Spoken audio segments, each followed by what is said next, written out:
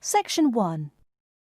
You will hear a conversation between an agent from City House Services and a customer who wants to have her house cleaned. First, you have some time to look at questions 1 to 4.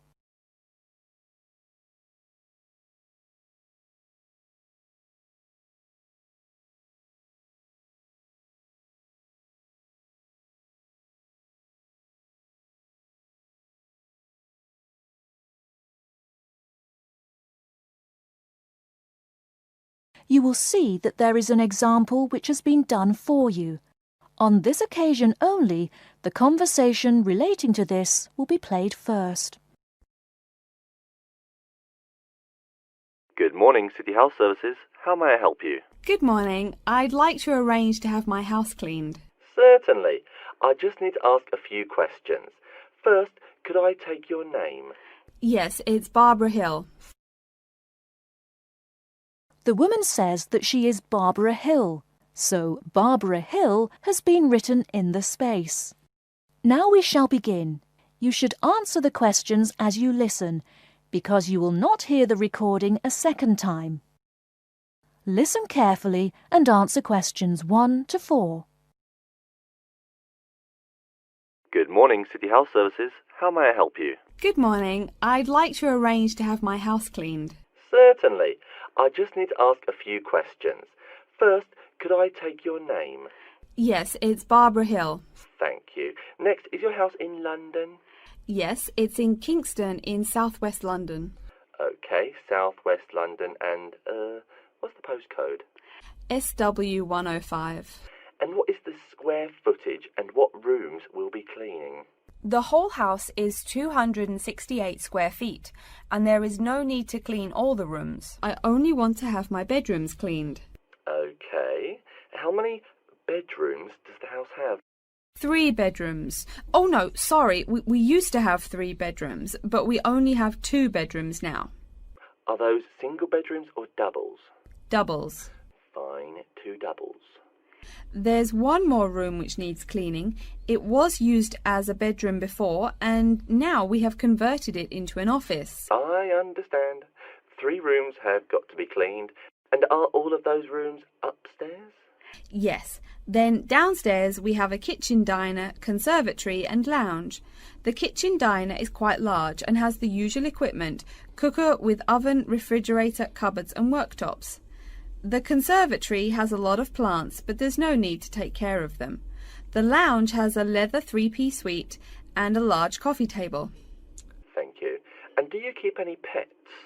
Yeah, I really love keeping them. I've got 2 dogs and 3 cats. Okay, then if our staff come over to offer the service, please take your pets away. Have you looked at our service packages? Yes, I have one in front of me. Excellent. Before you hear the rest of the conversation, you have some time to look at questions 5 to 10.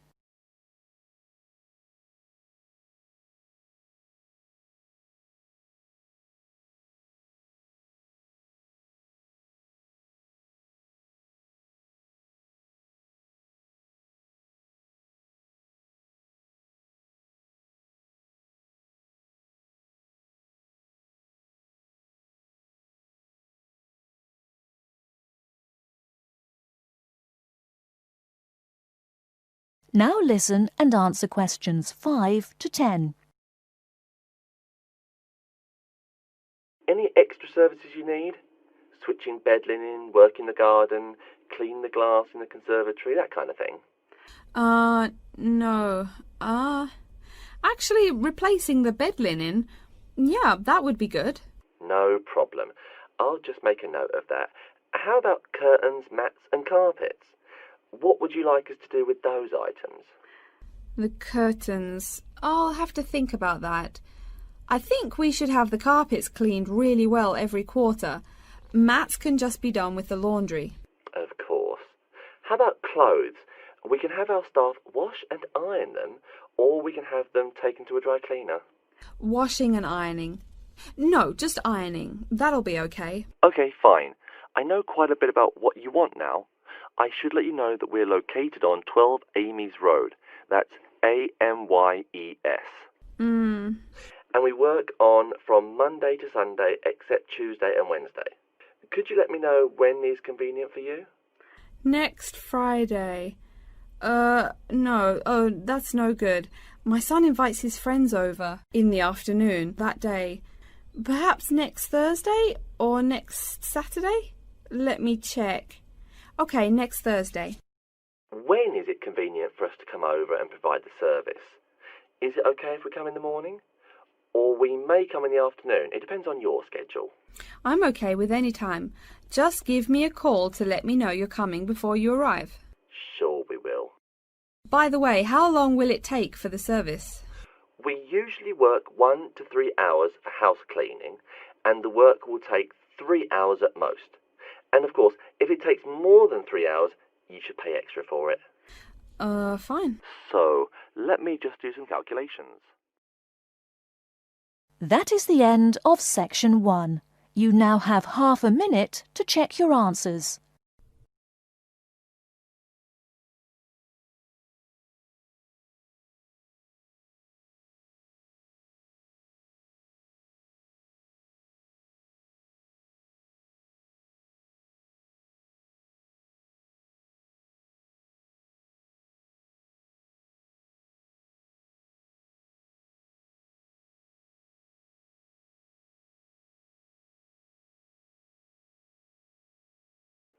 Now turn to section 2.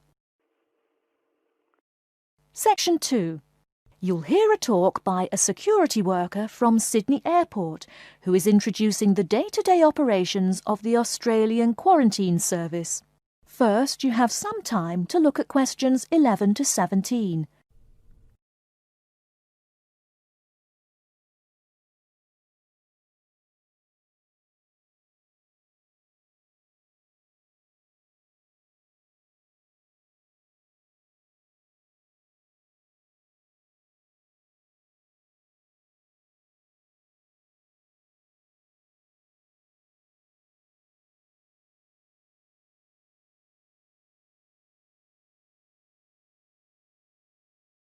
Now, listen carefully and answer questions 11 to 17. Hi everyone and welcome to Sydney Airport. Today I'll be giving you the inside information on the day-to-day operations of the Australian Quarantine Service here. We hope to provide you with a better understanding of why such heavy security regulations are necessary by educating you on how we operate and why we do the things we do. We're not here to try to persuade you to fly through Sydney Airport, though we hope you'll find your experience relatively stress-free and comfortable. First things first, our personnel. Can anyone guess how many people work at Sydney Airport? We have 200 alone working in Terminal 2, so can you guess how many in the whole airport? I heard someone say 360. That's getting closer. What? Did someone say 2,000? That's way too high. Sydney Airport actually employs 440 people. A lot, right? And about half of those employees work in security-related matters. Moving on to our not-so-human employees, let's come and see our favourite pooch, Milton. Milton is our best drug-sniffing dog on the force. He's friendly to most people. You can even come pet him at the end of our tour. Burnouts, beware though. He'll find everything. Notice that even though there are so many of us around him, Milton stays quite calm. This is the precise reason he was chosen for the job. Dogs that are chosen are not predisposed to sniff out different narcotics. That's something we teach them already. So here's a part of the airport most people never notice, the cargo transport terminal. This is where packages are shipped to and from. Normally, we ship around 4,400 packages per month. In this airport alone, over 52,000 packages were shipped in and out over the past year. We ship to and from 170 different countries. Not bad, eh? Probably it will go up to over 72,000 packages this year. And despite over 100 flights in and out of here daily, the number of lost or delayed packages is impressively low. If you send your package through here, rest assured we'll get it where it's going.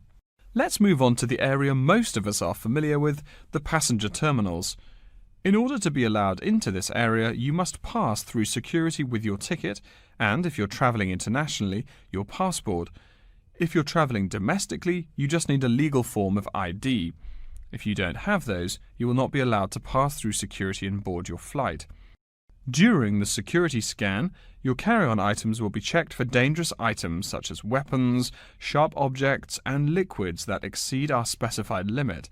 If you attempt to pass any of the prohibited items on this list posted at the entrance, you are still allowed to board the plane, but you'll be given a warning and your item will be confiscated. Don't worry, we will not arrest you for having too much shampoo in your bag or anything like that. We also search your carry-ons and parcels for any perishable items. We prohibit the transportation of local vegetation and prohibit parcels containing any insects in them. You may or may not have learnt about this in biology class, but when some plants are introduced to a new environment, they spread wildly and wipe out the current species around it.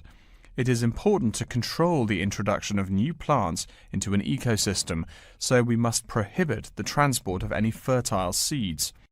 So what happens to parcels containing possibly suspicious items?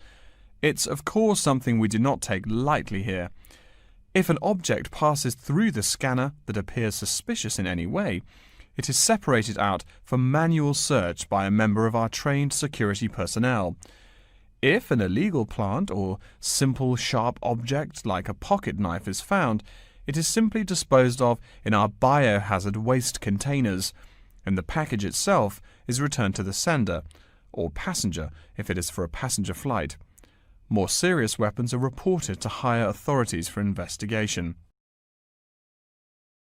Before you hear the rest of the talk, you have some time to look at questions 18 to 20.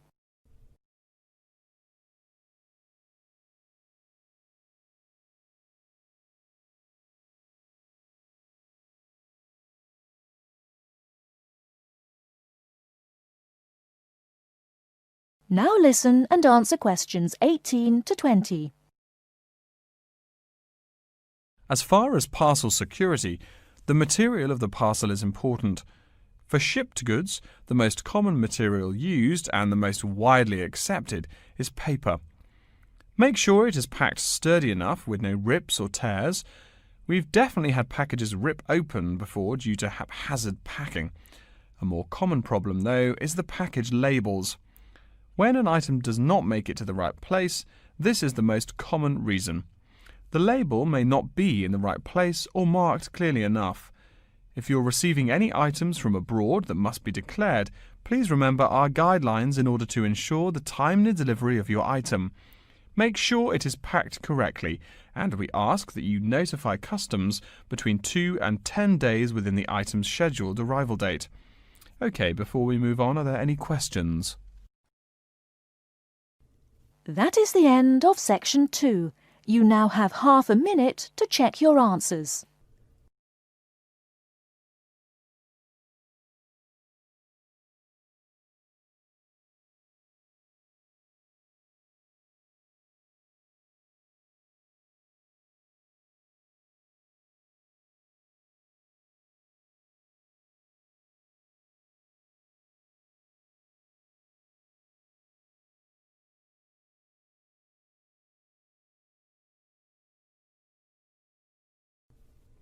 Now turn to section 3.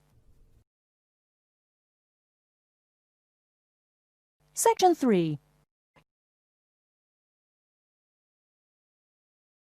Section 3. You will hear a librarian called Adam Smith talking to the students about how to use the facilities in the library. First, you have some time to look at questions 21 to 26.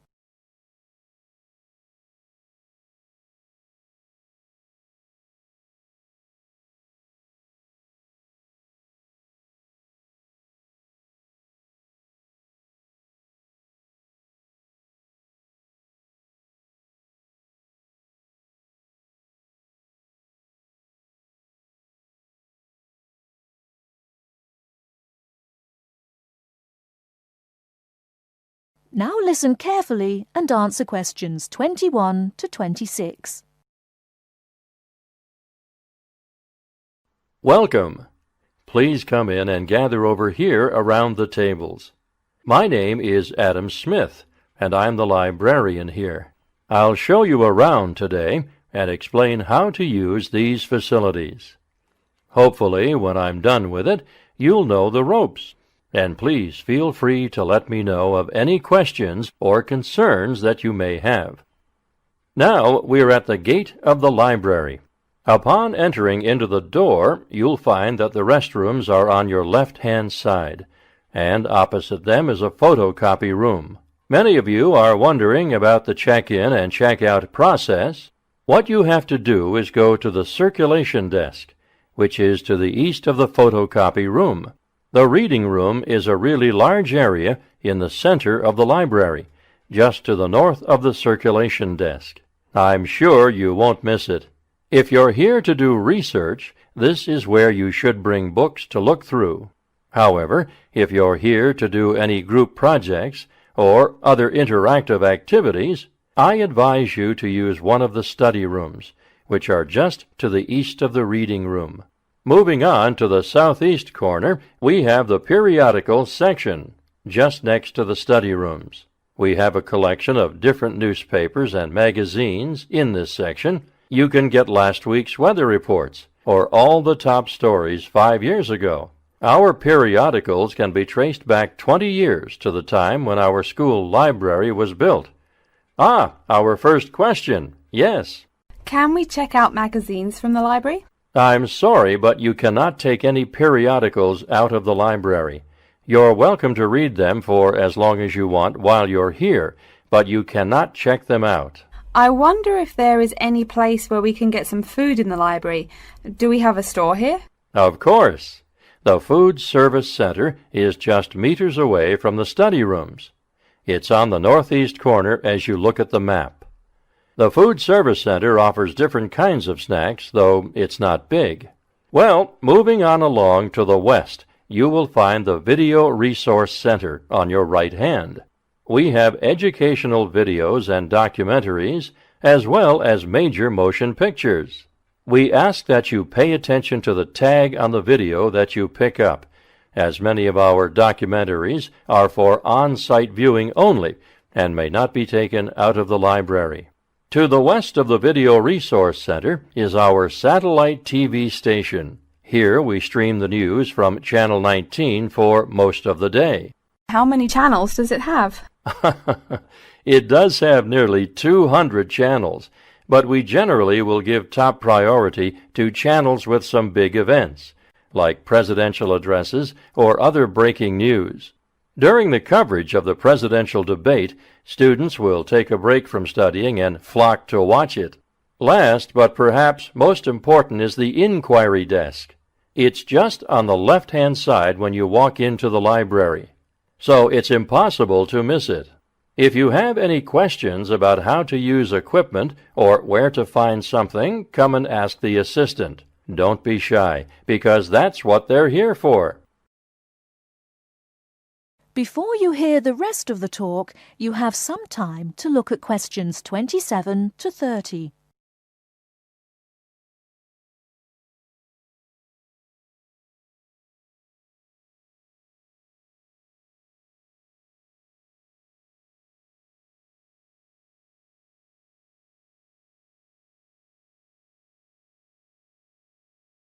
Now listen and answer questions 27 to 30. Speaking of questions, one of the questions we get asked is how to actually check out a book once a student has picked one out. If it's a fiction or non-fiction book, look for the pink and yellow checkout card inside the back cover of the book. You can also find information about the book on these cards, including its publishing date, genre, ISBN, and a log of dates it's been checked out before. Present this card to me or any library assistant, and we'll stamp it, and then the book can be kept for 3 weeks. You can find general information on a field of study by using one of our subject guides. We have them on paper here, but any of our computers will allow you to search within fields as well. What if the library doesn't have a resource we're looking for? Great question. I'm going to address that. Our library is a network with a number of other universities in the area. So if there is something you're looking for and it's available somewhere in the area, we'll be able to get it for you. However, there are universities which are not part of the network, so we do not share resources with them. If you want more information about the library and its resources, you'll find it in a labeled blue folder on my desk in the Enquiry section. Okay, so that's a lot of information all at once, and I don't expect you to remember it all. The most important thing is please be respectful of the staff, and if you need help with anything at all, come and ask me or one of the assistants. All right. Any questions? That is the end of section 3. You now have half a minute to check your answers.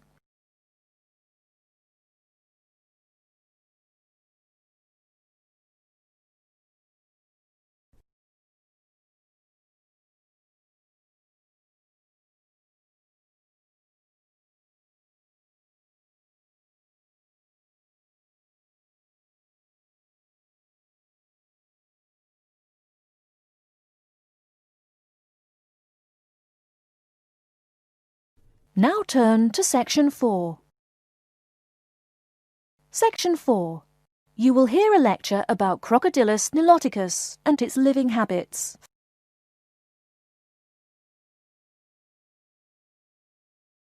Now turn to section 4. Section 4. You will hear a lecture about Crocodylus niloticus and its living habits. First, you have some time to look at questions 31 to 40.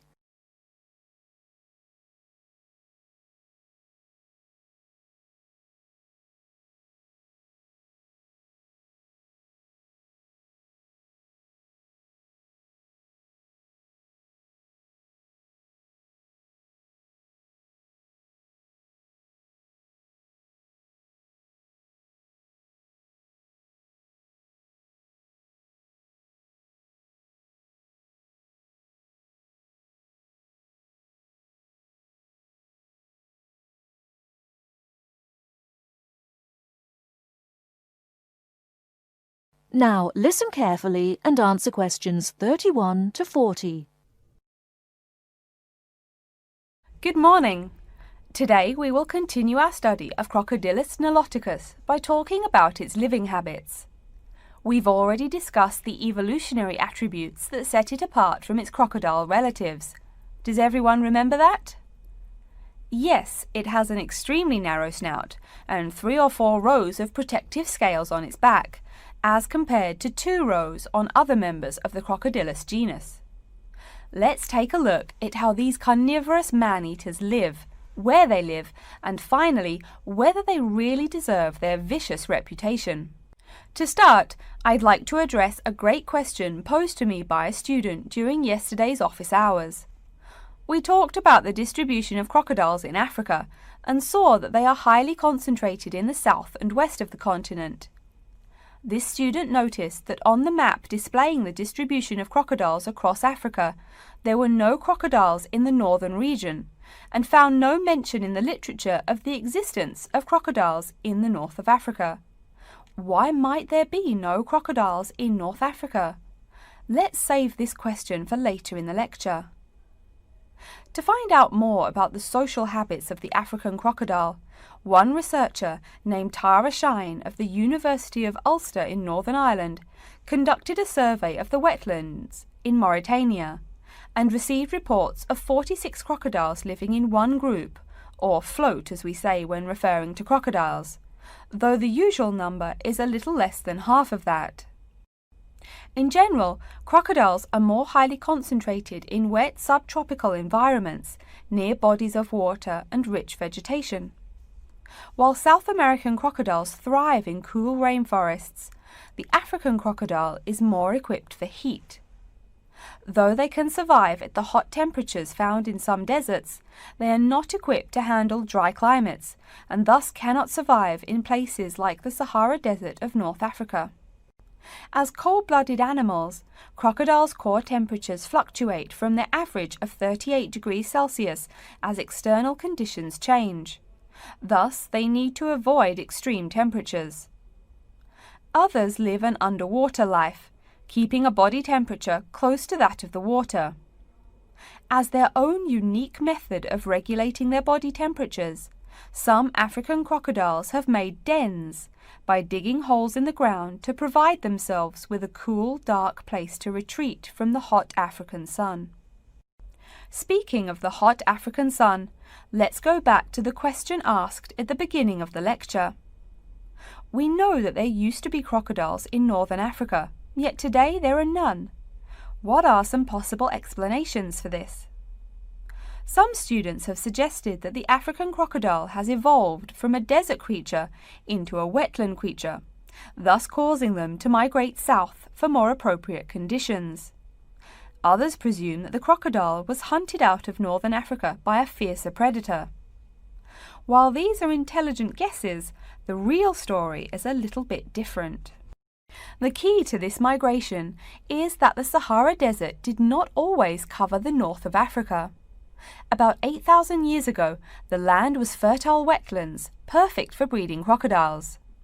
Over time, though, the area dried out and the wetland slowly turned to desert, leading the African crocodile to migrate south to the marshlands they call home today. Some crocodiles did, however, adapt to living in dry conditions.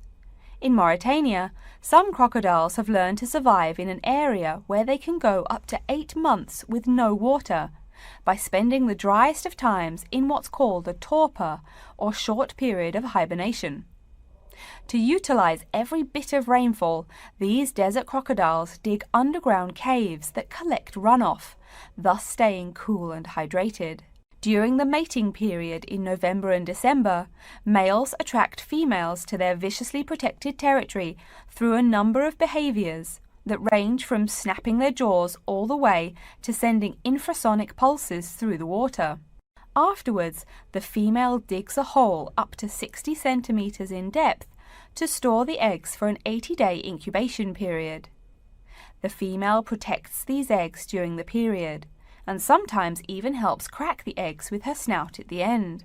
These teeth-gnashing carnivores are softer than we think. Although these vicious creatures have attacked humans on a few occasions, the residents are not afraid of them. In fact, they show a great deal of reverence towards these wondrous creatures. Some say that crocodiles bring water to their habitat, so if they leave, they will bring the water with them. Obviously, this is not true, but it demonstrates the admiration the inhabiting people have for crocodiles. Generally, crocodiles do not predate on humans. They attack when humans populate the crocodile's habitat, instilling fear and uneasiness in the crocs. Like any other species, crocodiles are known to attack when feeling fear. There's still a lot more to be discovered about the African crocodile. Researchers want to know more about the population size, how many crocodiles inhabit Africa in all, how they form separate floats, etc. There is still also much to learn about migration patterns and relations to other populations of crocodiles now found in other parts of the world. Next time, we'll examine a few specific case studies of crocodile populations in southern Africa. That is the end of section 4. You now have half a minute to check your answers.